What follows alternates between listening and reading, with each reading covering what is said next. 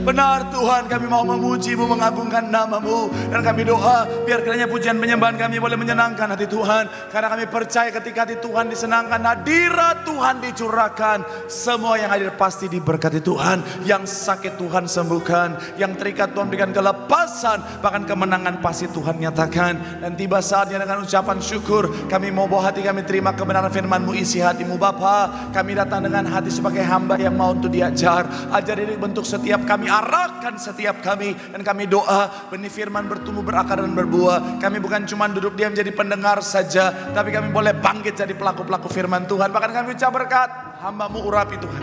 Sucikan lagi nama-Mu Bapa. Kami percaya dalam pengurapan Tuhan yang luar biasa. Hamba-Mu diubahkan jadi luar biasa untuk jadi berkat. Semua yang hadir pasti diberkati sempurna. Sekali lagi Tuhan, jangan izinkan satupun pulang dengan sia-sia, tapi biarkan semua yang hadir pulang bawa berkat, bawa jawaban, bawa kekuatan, bawa pemulihan. Dalam nama Tuhan Yesus yang siap diberkati dengan sukacita, sama-sama kita katakan amin. Tepuk tangan yang paling meriah buat Tuhan. Silakan duduk saudara. Terima kasih buat setiap rekan-rekan yang sudah mulai dengan luar biasa. Dan dari mimbar ini saya mau sampaikan salam damai sejahtera. Shalom. Sekali lagi shalom. Haleluya. Besti-bestiku shalom. Haleluya. Saya udah request mimbar pindah ke pojok sebenarnya. Haleluya. Mulai lagi. Haleluya. Senang sekali, saya percaya dalam Tuhan ada sukacita. Amin. Dan di mana ada sukacita pasti ada senyuman di wajahnya. Sama-sama boleh berikan senyuman, jumpai kanan kiri depan belakangmu. Katakan mari bersukacita dalam Tuhan. Minimal 2-3 orang kiri kanan depan belakangmu dengan senyuman yang paling manis. Sukacita Tuhan luar biasa tercurah bagi setiap kita. Haleluya, haleluya. Dan saya senang bisa jumpa dengan saudara. Saya melihat semangat dan kesetiaan yang luar biasa dalam mencari Tuhan. Saya mau bilang saudara, orang yang semangat setia cari Tuhan, janji Tuhan, hidupnya anak cucunya pasti diberkati Tuhan. Tepuk tangan sekali lagi yang paling meriah buat Tuhan. Haleluya. Sama-sama bilang sama saya, aku pasti diberkati Tuhan. Anak cucuku pasti diberkati Tuhan. Bilang kanan kirimu, kamu juga pasti diberkati Tuhan. Bilang sama yang ngomong, kamu luar biasa. Bilang sama yang ngomong, semangat. Tepuk tangan yang paling meriah buat Tuhan. Haleluya. Yuk, yang bawa Alkitab kita mengangkat Alkitab kita. Alkitab juga boleh, Alkitab juga boleh. Yang gak bawa Alkitab angkat tangan juga boleh. Sama-sama dengan iman percaya. Sama-sama kita katakan dalam nama Tuhan Yesus, aku percaya Alkitab ini adalah firman Tuhan. Setiap kata kalimatnya sanggup memberkati aku. Dan hari ini aku pasti diubahkan, aku pasti dipulihkan. Dalam nama Tuhan ini sama-sama kita katakan amin. Kejadian 22 ayat 1 sampai ayatnya yang kedua. 2 ayat sebagai pembuka dan pengantar pembahasan kita. Kaget ya? Kaget ya? Hah? Itu siapa? Sengaja saya bawa hari ini ke sini karena di Sarbini fansnya udah banyak. Saya lihat di sini udah banyak juga. Ini besti-besti saya sudah mulai nanya-nanya, siapa itu, siapa itu. Bawalah dia dalam doamu. Haleluya. Akan langsung dibacakan oleh Ken Statue. Silakan Ken. Setelah semuanya itu, Allah mencoba Abraham. Ia berfirman kepadanya, Abraham. Lalu sahutnya, ya Tuhan. Firman-Nya, ambillah anakmu yang tunggal itu, yang engkau kasih, yakni Ishak. Pergilah ke tanah Moria, dan persembahkanlah dia di sana sebagai korban bakaran pada salah satu gunung yang akan kukatakan kepadamu. Demikian firman Tuhan. Terima kasih. Sekali lagi Ken, ayat yang kedua. Silakan Ken. Tabola balik. Semuanya aja Pak. Silakan Ken. Firman-Nya, ambillah anakmu yang tunggal itu, yang kau kasih, yakni Ishak. Pergilah ke tanah Moria, dan persembahkanlah dia di sana sebagai korban bakaran pada salah satu gunung yang akan kukatakan kepadamu. Demikian firman Tuhan. Terima kasih. Yang di sini langsung terpesona. Lagi ibadah. Ayat yang kedua, bagian terakhir dikatakan apa saudara? 3, ya, persembahkanlah apa? Dia di sana sebagai apa? Korban bakaran. Saya mau bilang saudara, Abraham sedang diuji sama Tuhan. Tuhan sementara mengizinkan ujian yang berat buat Abraham. Keadaan yang membingungkan, dilematis, sulit bagi seorang Abraham. Saudara bisa bayangkan saudara, sebagai seorang ayah, dia harus mengorbankan anaknya yang sangat dia kasihi. Saya mau bilang saudara, apalagi anaknya ini saudara Ishak, itu adalah anak yang sangat dinanti-nantikan. Bayangin saudara, bertahun-tahun dia menikah, baru usia 75 tahun. Dia dapat janji Tuhan. Bayangin, itu pun belum digenapi, baru janji Tuhan. Saudara bisa bayangkan 75 tahun dia lihat istrinya. Istrinya bilang, apa lu lihat Tuhan bilang kita akan punya anak. Lu jangan ngadi-ngadi deh loh. Tapi akhirnya usia 100 tahun Abraham akhirnya punya Ishak saudara. Tapi begini saudara, kita bisa lihat saudara bahwa Abraham dalam kondisi yang amat sangat sulit saudara, dalam kondisi yang amat sangat dilematis. Tapi saya mencatat di sini saudara, Abraham Tuhan izinkan dalam kondisi itu, Tuhan izinkan dalam situasi itu karena ada yang Tuhan inginkan dari Abraham. Sama-sama bilang sama saya, ada yang Tuhan mau. Sama-sama bilang sama saya, ada yang Tuhan inginkan. Amin. Mungkin saudara menatap dan berkata, ya Pak Pendeta kan udah jelas bahwa Tuhan mau Ishak. Saya mau bilang saudara, no. Kalau Tuhan mau Ishak sejak awal dia bisa ambil begitu saja. Tapi sekali lagi saya mau bilang saudara, di balik apa yang Tuhan lakukan, Tuhan meminta Ishak, ada hal yang jauh lebih besar daripada semua itu yang Tuhan mau dari seorang Abraham. Dan saya mau bilang saudara, Abraham memahami itu. Sama-sama bilang sama saya, Abraham paham. Amin. Itu kenapa Abraham mampu meresponi dengan benar. Seperti yang saya selalu bilang saudara, pemahaman akan menentukan respon, respon akan menentukan hasil. Abraham kenapa responnya benar dan juga akhirnya menghasilkan hasil yang benar, hasil yang baik, karena dia punya pemahaman yang benar. Nah, saya mau bilang saudara, sebagai anak Tuhan, Tuhan bisa izinkan saudara dan saya mengalami keadaan seperti Abraham. Sebagai anak Tuhan, Tuhan bisa izinkan saudara dan saya mengalami ujian seperti Abraham. Tapi kalau kita nggak paham apa yang Tuhan inginkan dari kita, maka kita bisa meresponi salah. Kalau kita meresponi salah, hasilnya bisa buruk saudara. Makanya ada banyak orang seringkali ketika diizinkan Tuhan ngalamin ujian, ketika diizinkan Tuhan ngalamin situasi yang tidak mudah, karena dia nggak punya pemahaman yang benar, akhirnya apa? Nggak sedikit orang Kristen negative thinking sama Tuhan, nggak sedikit orang Kristen kecewa sama Tuhan, bahkan akhirnya ada banyak orang meninggalkan Tuhan. Saya mau bilang saudara, kita harus punya pemahaman yang benar. Sama-sama bilang sama saya harus paham. Bilang kanan kirimu, kita harus paham. Amin. Dan itu sama-sama kita akan bahas hari ini saudara, dalam judul khotbah yang Tuhan inginkan. Sama-sama bilang sama saya, yang Tuhan inginkan. Sama-sama bilang sama saya, yang Tuhan inginkan. Spesifik bicara tentang apa saudara? Subjudulnya, memahami kehendak Tuhan di balik ujian. Sama-sama bilang sama saya, memahami. Sama-sama bilang sama saya, kehendak Tuhan di balik ujian.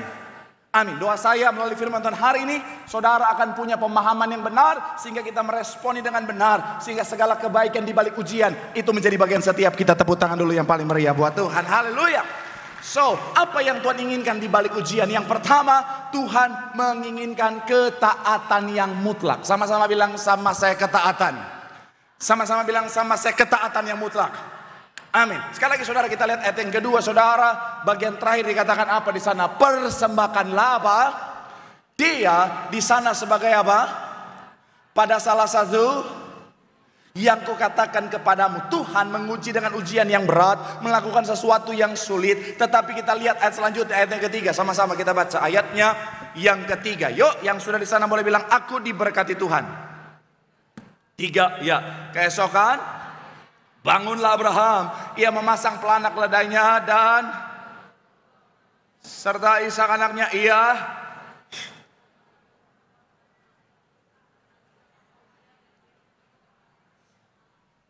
lalu berangkatlah ia dan pergi ke tempat yang dikatakan Allah kepadanya. Bagian awal sekali lagi dikatakan apa? Keesokan harinya pagi-pagi bangunlah Abraham. Dan saya mau bilang saudara, kondisinya memang tidak mudah, perintahnya memang sulit, tetapi ketika Abraham bangun pagi-paginya, ketika bangun yang pertama kali dia lakukan adalah exactly persis dengan apa yang Tuhan perintahkan. Tanpa nego, tanpa pikir-pikir, tetapi langsung yang pertama dia lakukan adalah apa yang Tuhan perintahkan. Ini baru yang namanya ketaatan. Dan saya mau bilang saudara, inilah yang Tuhan mau kita miliki dalam kehidupan setiap kita. Saya mau bilang saudara, Tuhan sangat mau saudara dan saya hidup dalam ketaatan. Karena begini saudara, dalam kehidupan setiap kita, sejak semula Tuhan punya rancangan yang indah. Sama-sama bilang sama saya, rancangan yang indah. Amin. Dalam rancangannya, Tuhan mau kita sampai pada tujuan kita saudara. Apa yang sudah Tuhan rancangkan, Tuhan mau kita sampai di sana. Tapi saya mau bilang saudara, dalam konteks rancangan dan tujuan, tidak ada jalan lain selain daripada apa? Ketaatan. Tanpa ketaatan tidak akan sampai pada tujuan yang sudah Tuhan rancangkan. Analogi sederhana yang pernah saya pakai. Saudara misalnya dari sini, saudara mau ke Tambun misalnya. What's wrong with Tambun? Saudara mau ke Tambun. Saudara udah buka maps, diarahkan, oke, dari sini masuk tol lagi, keluar tol Tambun, and then nyampe. Tapi saudara, wis arahkan ke sana, saudara malah masuk tol arah Jakarta, lanjut arah Semanggi, lanjut arah Tangerang sampai ke Merak. Dari Merak saudara naik kapal ke Lampung, dari Lampung saudara naik mobil ke Tarutung, dari Tarutung saudara naik pesawat ke Kamboja. Pertanyaan saya, nyampe enggak ke Tambun? Enggak. Kenapa? Karena tidak mau taat. Dalam kehidupan kita juga sama. Tuhan punya tujuan. Tuhan sudah rancangkan kita mencapai tujuan. Dan Tuhan kasih perintah, Tuhan kasih petunjuknya. Tapi kita tidak akan sampai ke sana tanpa yang namanya ketaatan. Ada banyak orang mau sampai pada tujuan Tuhan. Ada banyak orang mau rancangan damai sejahteranya Tuhan. Ada banyak orang mau berkatnya Tuhan.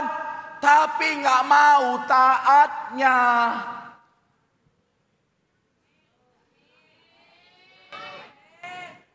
Amin apa? Amin.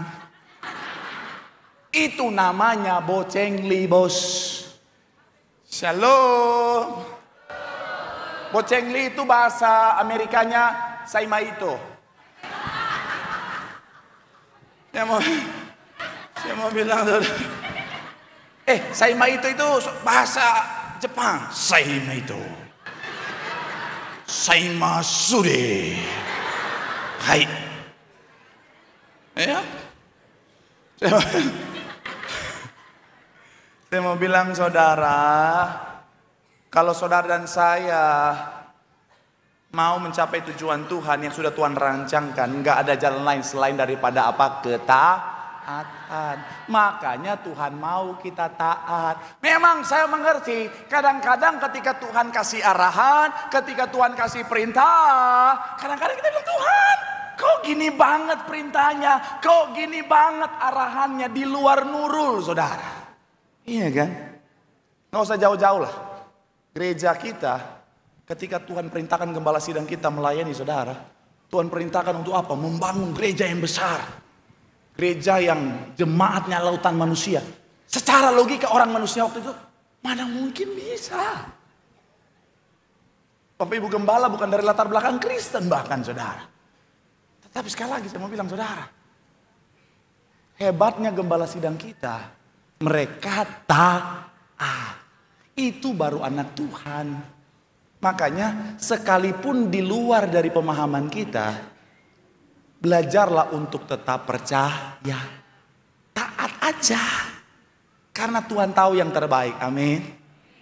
Sedikit hamba Tuhan Oswald Chamber bilang begini saudara. Ketaatan kepada Allah tidak didasarkan pada pemahaman kita, melainkan pada kepercayaan kita kepadanya. Sekalipun mungkin saudara dan saya bingung, Tuhan kenapa Tuhan suruh ini, sama seperti Abraham. Tapi hebatnya Abraham tetap taat karena dia tahu kalau Tuhan yang suruh pasti yang terbaik. Amin. Jadi sekali lagi saudara, jadilah pribadi yang taat. Dalam apapun aspek kehidupanmu, Kalau Tuhan yang suruh, kalau Tuhan suruh maju, maju. Kalau Tuhan suruh mundur, mundur.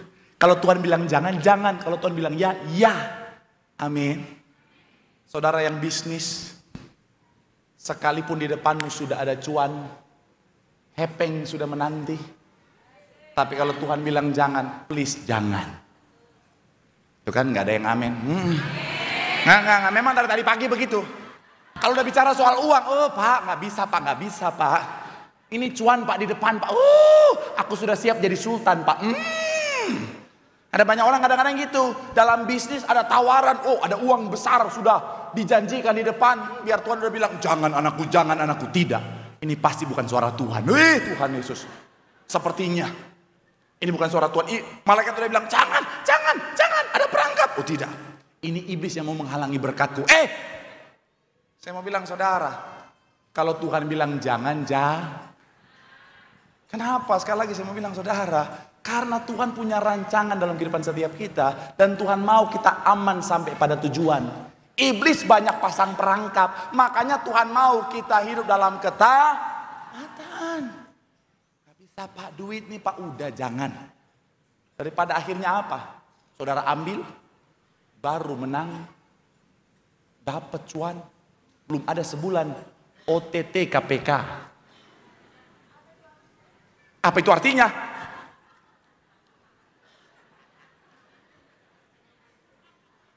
Sejenis makanan yang terbuat dari mie gomak. Operasi tangkap tangan.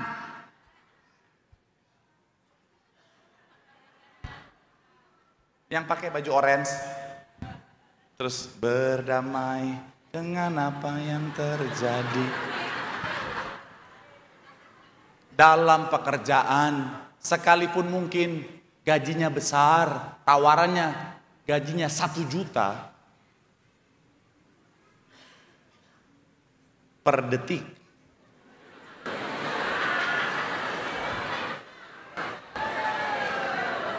Udah mulai kecil itu Pak bagi kami. Pas per detik, saya juga mau. Tapi kalau Tuhan bilang jangan. Jangan karena, Pak, udah bagus banget nih Pak, 1 juta per detik. Kerjanya di Singapura lagi Pak. Kau berangkat tidur di pesawat pas bangun Kamboja.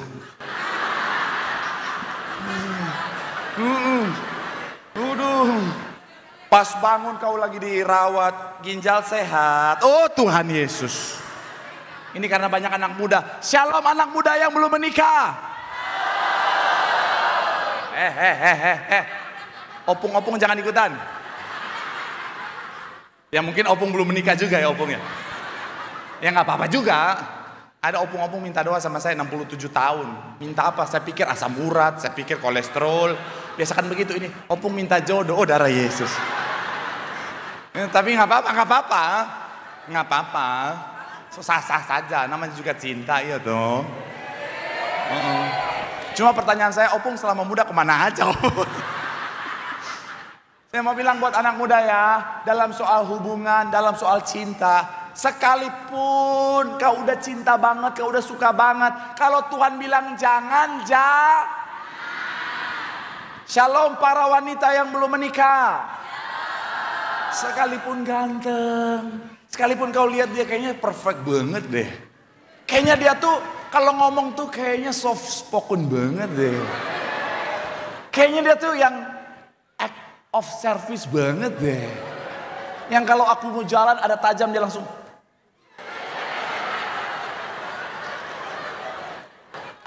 Mau masuk mobil dibukain pintu. Digendong. Kalau naik motor dia bukain stang kakinya. Selama di perjalanan setiap di lampu merah dia garuk-garuk lututnya.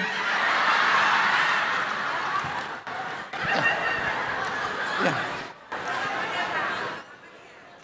Bukan pengalaman, saya suka menganalisa di lampu merah. Jadi kalau lagi berhenti di lampu merah kan saya suka lihat begini. Selalu kalau ada 2 orang naik motor, yang di depan akan garuk-garuk lutut yang di belakang.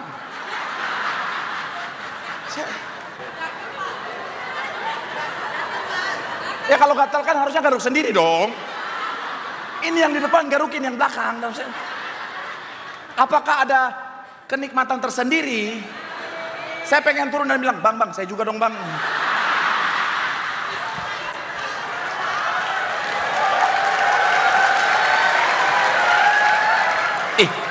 Enak bang, yang kiri juga bang.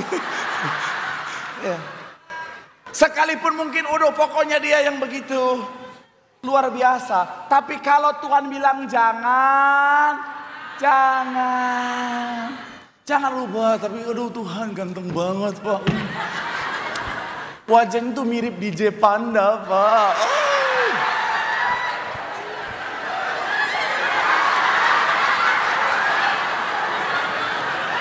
Ini DJ Panda kena stroke ringan.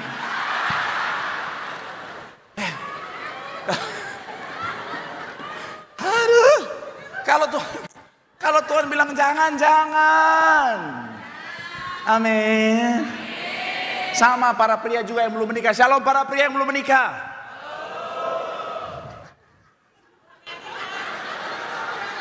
Enggak, bapak-bapak jangan ikutan ya, jangan ngaku jomblo di sini ya.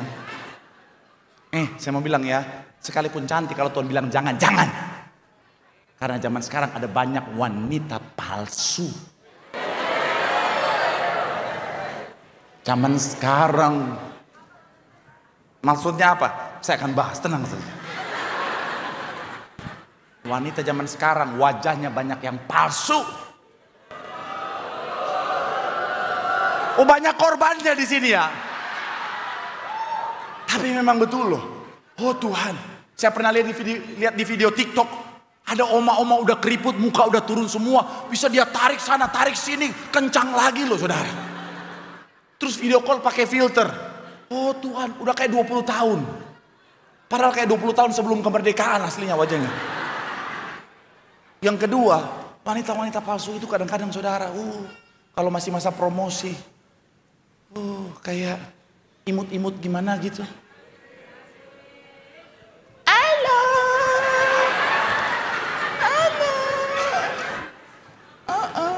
Ketawanya aja.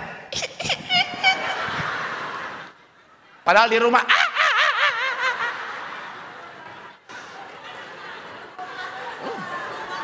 Halo. Hah? Buru Batak. Sama Ambon, Batak, ada Papua kalau ketawa kencang, bervibra. Hati-hati. Kalau pacaran selalu aku memang makannya dikit. Pulang rumah satu rice cooker. Hati-hati. Banyak wanita-wanita zaman sekarang palsu loh, betul. Yang bukan yang di sini, yang di Tambun. Kalau ketemu awal dia bilang, aku tuh cinta kamu apa adanya. Padahal sebelum ketemu dia udah search dulu, ini mobilnya apa nih, tinggalnya di mana, jam tangannya apa nih, oh tinggalnya di mana? Oh di Gang Senggol, nggak usah. Makanya sekalipun udah cinta, kalau Tuhan bilang jangan. Belajarlah untuk hidup dalam ketaatan. Karena ketika kita mau taat, kita akan sampai pada rancangan Tuhan. Tepuk tangan yang paling meriah buat Tuhan. Bilang sama kanan kirimu taat. Bilang sama yang ngomong ada rancangan Tuhan yang Tuhan sediakan. Tepuk tangan sekali lagi yang paling meriah buat Tuhan. Haleluya.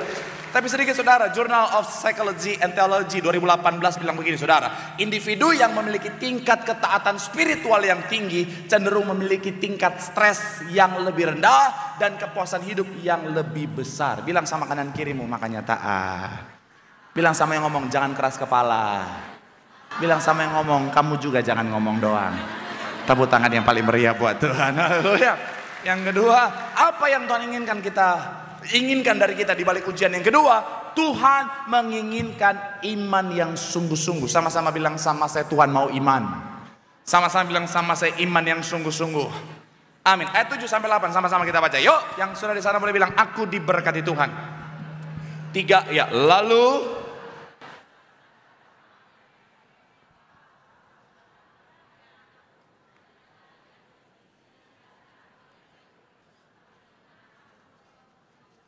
Ayat yang ke-8 dikatakan apa? Sahut Abraham, Allah. Sekali lagi saudara, ayat yang ke-8, 3, ya. Sahut Abraham, Allah yang akan apa? Menyediakan anak domba untuk korban. Tahan sampai di sana. Kita ingat bersama instruksi awal yang dipersembahkan, yang dikorbankan itu Ishak atau domba? Yes, Ishak. Pertanyaan saya yang kedua, apakah Abraham sudah lihat domba itu? Belum. Lihat ya, Abraham belum lihat domba itu, tapi hebatnya dia percaya bahwa Tuhan pasti menyediakan. Saya mau bilang saudara, makanya dia disebut bapak orang beriman, bapak orang percaya. Karena imannya kepada Tuhan itu begitu luar biasa. Dan Tuhan izinkan ujian supaya iman Abraham makin luar biasa. Sekali lagi, dalam kehidupan kita Tuhan mau kita punya iman. Bukan iman yang biasa-biasa, tapi iman yang sungguh-sungguh, katakan amin. Kenapa? Karena iman adalah dasar dari segala sesuatu. Kalau saudara mau lihat mujizat, saudara harus punya iman. Karena bicara tentang mujizat adalah pertemuan antara kuasa Tuhan dan iman. Ketika kuasa Tuhan dan iman bertemu, jadilah mujizat. Di gereja ini saya mau bilang saudara, Tuhan anugerahkan di akhir zaman kuasa yang besar. Kuasa Tuhan sudah Tuhan sediakan, tugas kita punya iman. Ketika kau beriman, kau akan lihat mujizat. Tepuk tangan dulu yang paling meriah buat Tuhan. Selanjutnya saudara, kenapa Tuhan mau saudara dan saya kita jadi pribadi yang sungguh-sungguh punya iman sama Tuhan? Karena sekali lagi saya mau bilang saudara, yang pertama tadi iman akan membuat kita melihat mujizat, berkat, pemulihan.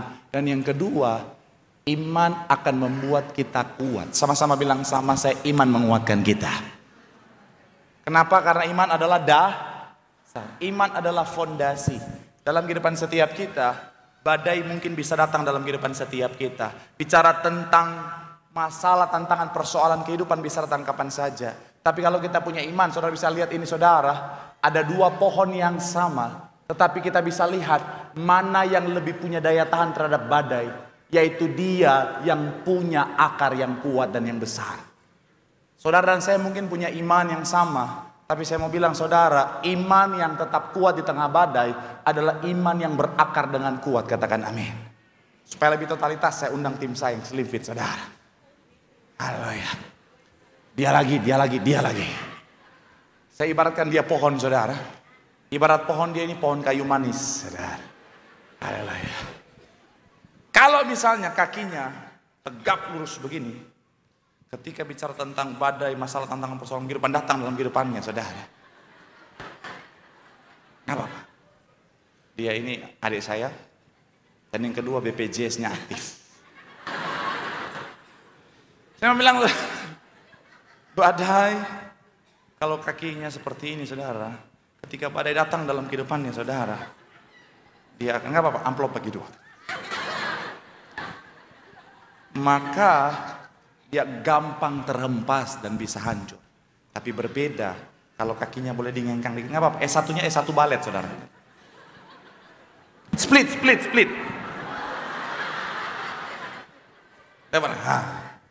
Kalau kakinya seperti ini, ketika badai datang,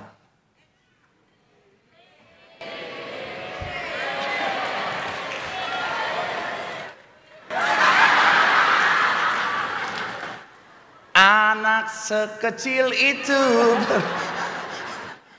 Saudara bisa lihat bedanya ya. Orang yang sama ketika fondasinya beda, kekuatannya berbeda, betul ya. Makanya Tuhan mau saudara saya punya iman yang kuat. Ketika iman kita kuat, apapun badai, apapun gelombang, kita akan tetap kuat sampai pada akhirnya. Tepuk tangan dulu yang paling meriah buat Tuhan. Pak, tapi situasinya seperti ini Pak, keadaannya seperti ini Pak. Seorang Tim Keller bilang begini saudara, iman bukanlah keyakinan yang mengabaikan kenyataan. Kita lihat kenyataan, tetapi keyakinan yang tetap teguh di tengah kenyataan. Sekalipun secara kenyataan semuanya tidak menguntungkan, tidak sesuai dengan apa yang kita imani, tapi iman kita akan tetap teguh karena kita tahu Tuhan sanggup lakukan perkara yang ajaib. Tepuk tangan dulu yang paling meriah buat Tuhan. Bilang sama kanan kirimu, Tuhan mau kita punya iman. Karena dalam iman ada kekuatan. Tepuk tangan yang paling meriah buat Tuhan. Haleluya. Yang terakhir, yang ketiga, imam musik boleh siap-siap. Apa yang Tuhan inginkan di balik ujian? Tuhan menginginkan kerelaan. Sama-sama bilang sama saya kerelaan. Sama-sama bilang sama saya kerelaan. Ayat 10 sampai 13 sama-sama, yang sudah di sana boleh bilang aku diberkati Tuhan. 3 ya, sesudah itu lalu sama-sama bilang sama saya Abraham mempersembahkan Ishak. Ayat 11 tetapi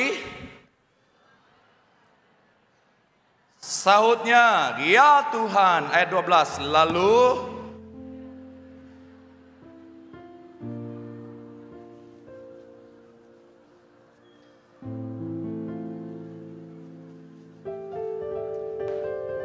ayat yang ke-13, lalu Abraham menoleh dan melihat yang bertanduknya tersangkut dalam luka.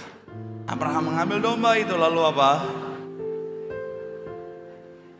Saya mencatat di sini saudara, Tuhan menginginkan kerelaan. Kenapa? Sekali lagi saya mau bilang saudara, Tuhan sangat menginginkan kerelaan. Makanya ketika bicara tentang hukum yang pertama dan yang terutama, Matius 22 ayat 37 dikatakan, kasihilah Tuhan Allahmu dengan segenap hatimu dan dengan segenap hati. Bahasa aslinya kardia, bicara tentang center of life, pusat kehidupan.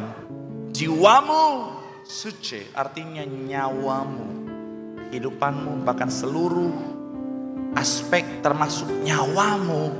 Gunakan semua itu untuk mengasihi Tuhan. Dan saya mau bilang saudara, kerelaan adalah bukti kasih yang tulus. Jadi kalau orang bilang dia mengasihi, salah satu yang akan tampak dan terbuktikan dalam kehidupannya, dalam tindakannya adalah kerelaannya. Elizabeth Elliot bilang begini, mengasihi Tuhan lebih dari apapun berarti bahwa kita rela menyerahkan apapun yang dia minta.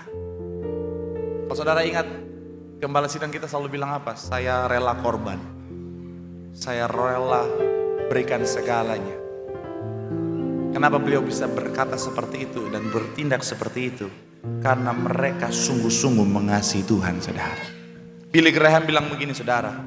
Kita tidak akan tahu betapa kita mencintai Tuhan sampai kita mengukur apa? Yang rela kita korbankan untuknya. Karena kasih Tuhan bagi setiap kita, Tuhan relakan anaknya yang tunggal, saudara. Makanya saya mau bilang saudara, yang sungguh-sungguh mengasihi pasti ada kerelaan. Dalam rumah tangga, suami yang sungguh-sungguh mengasihi istri tidak mungkin menjadi suami yang pelit. Oh, ulang katanya. Oke deh. Saudara bisa rekam ini, kirim ke suami kalau nggak datang. Suami yang sungguh-sungguh mengasihi istri tidak akan mungkin menjadi suami yang pelit. Betul ibu-ibu? Ya dong. Nggak hitung-hitungan. Karena dia tahu kasihnya yang besar membuat dia merelakan segalanya buat orang yang dia kasih. Tapi jangan gunakan ini untuk kejahatan ya. Yang saudara pulang rumah, Pendeta Marcel bilang, kasih adalah kerelaan. Ini tanda tangan Pak, surat tanah atas nama mama semuanya. Mobil atas nama mama, semua atas nama mama. Yang atas nama papa cuman kaos kutangnya papa itu. Itu bukan kerelaan, itu pemalakan namanya. Tapi iya kan? Kerelaan bicara tentang apa saudara? Bukti dari kasih yang sungguh-sungguh. Dan Tuhan menginginkan yang namanya kerelaan. Istri yang sungguh-sungguh mengasihi suami adalah istri yang memiliki kerelaan menghormati, menghargai, melayani suami dalam segala keadaan.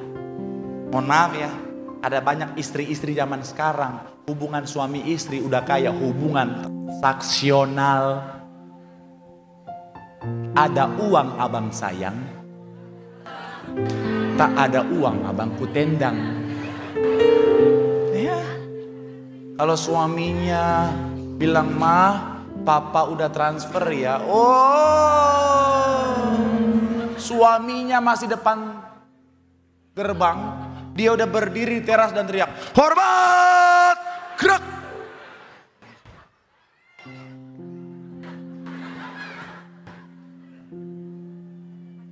Hasianku,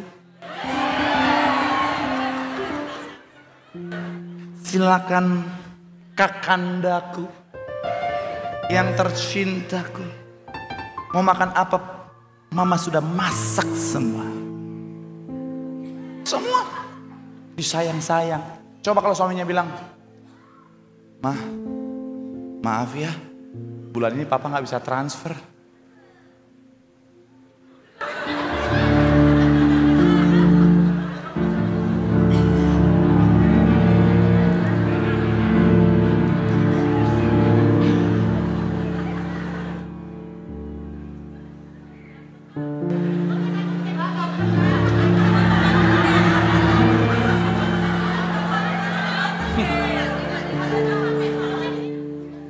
Apa? Papa gak bisa transfer.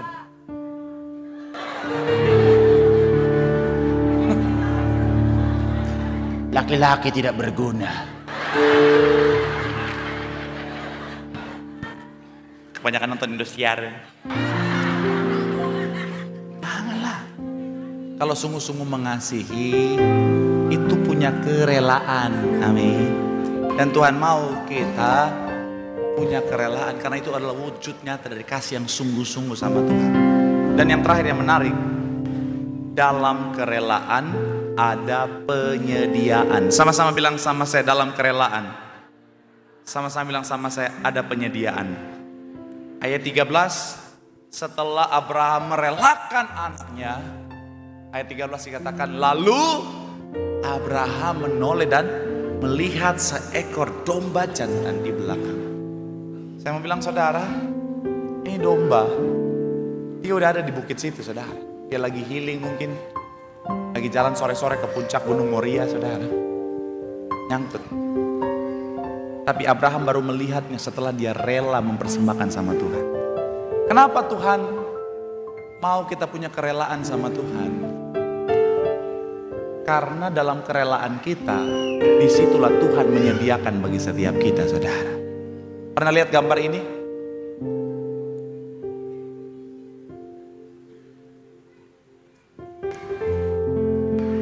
Seringkali setiap kita punya isaknya kita masing-masing. Sesuatu yang kita pandang berharga, sesuatu yang kita pandang penting. Dan seringkali Tuhan minta itu kepada kita. Cuman seringkali kita gak rela kasih sama Tuhan. Kita bilang, Tuhan, ini penting buatku, ini berharga buatku. Aku sulit kasih Tuhan. Saya mau bilang, saudara, kalau Tuhan minta, relakanlah. Karena Tuhan gak pernah minta sesuatu yang baik tanpa menggantinya dengan sesuatu yang jauh lebih baik. Tetapi kabar buruknya, sesuatu yang jauh lebih baik itu tidak akan pernah kita terima sebelum kita merelakan apa yang kita pikir baik dalam kehidupan kita. Makanya dalam gambar tadi, Tuhan belum kasih sampai gadis ini merelakan apa yang ada di tangannya. Saya bilang, saudara, kalau Tuhan minta, relakanlah. Jangan takut. Saya bukan lagi bicara tentang uang saja, saudara. Bukan lagi, itu lagi suruh-suruh uang. Tuhan kita kaya raya. Tapi yang paling berharga yang Tuhan mau dalam kehidupan kita apa? Hati kita, kehidupan kita, kita persembahkan buat Tuhan. Sekali lagi saya mau bilang, saudara, kabar baiknya Tuhan gak pernah berhutang. Apapun yang kita relakan sama Tuhan, pasti Tuhan kembalikan jauh lebih luar biasa. Saya akan tutup dengan kesaksian singkat. Dulu ketenaran, dulu dunia entertain adalah impian saya. Saya berkarir di sana dan saya berjuang untuk ada di sana. Tapi dalam prosesnya ketika saya sudah mulai mencapai semuanya itu, Tuhan perhadapkan pada pilihan untuk apa? Tinggalkan semuanya. Relakan semuanya untuk full ikut Tuhan. Ini Tuhan. Jujur pada saat itu saya bilang, Tuhan, ini impianku loh. Ini kehidupanku loh Tuhan. Logika saya bilang, kalau saya tinggalkan semuanya bagaimana kehidupan saya? Tapi dalam proses yang Tuhan izinkan, saya bilang akhirnya oke deh Tuhan. Aku relakan. Tapi dalam perjalanan kehidupannya saya bisa melihat apa yang Tuhan sediakan buat saya itu jauh lebih luar biasa daripada impian saya di masa lalu, saudara. Jadi seorang hamba Tuhan adalah pilihan terbaik yang pernah saya ambil dalam hidup saya. Sukacita, diberkati, damai sejahtera. Lihat saudara, lihat jemaat Tuhan yang Tuhan percayakan saya lainnya diberkati. Lihat jemaat ketawa-ketawa. Itu sukacita buat saya. Kecuali yang ibu-ibu yang ketawa terus pukul suami itu enggak ya, saya enggak setuju ya. Banyak ibu-ibu suka apa? Suaminya lagi apa? Kau lagi tertawa di atas penderitaan suamimu. Tapi selain itu, wah Tuhan, sukacita. Dan yang menariknya Tuhan, semua yang saya tinggalkan, Tuhan tambahkan ketika saya sungguh-sungguh memberikan hidup saya, merelakan hidup saya, mempersembahkan hidup saya buat Tuhan. Nah sekarang, Tuhan, aku udah gak mau ketenaran, aku udah gak mau segala macam, tapi Tuhan tambahkan. Jadi pendeta industri. Saudara tahu film Gereja Setan? Saya pernah ditawarin. Cuma miskomunikasi, tim saya bilang, Kak ada undangan dari mana? Gereja Setan. Masa kau khotbah di Gereja Setan? Ternyata film. Kalau tahu film kan. Ya, tapi mungkin Tuhan belum berkenan. Karena mungkin takutnya saya dapat tawaran jadi Lucifer. Bagaimana pendeta jadi Lucifer? Tapi sekali lagi, relakan sama Tuhan semuanya. Kalau Tuhan memang mau, kasih. Karena gini, apapun yang kita persembahkan sama Tuhan gak mungkin jadi biasa, tapi pasti luar biasa. Dan yang terakhir, Tuhan gak pernah berhutang. Apapun yang kita persembahkan sama Tuhan, Tuhan pasti kembalikan jauh lebih luar biasa, jauh lebih besar. Tepuk tangan sekali lagi yang paling meriah buat Tuhan. Bilang sama kanan kirimu, Tuhan mau kerelaan. Relakan segalanya, semuanya pasti ditambahkan. Tepuk tangan sekali lagi yang paling meriah. Yang diberkati boleh lambaikan tanganmu. Tepuk tangan sorak-sorai yang paling meriah buat Tuhan.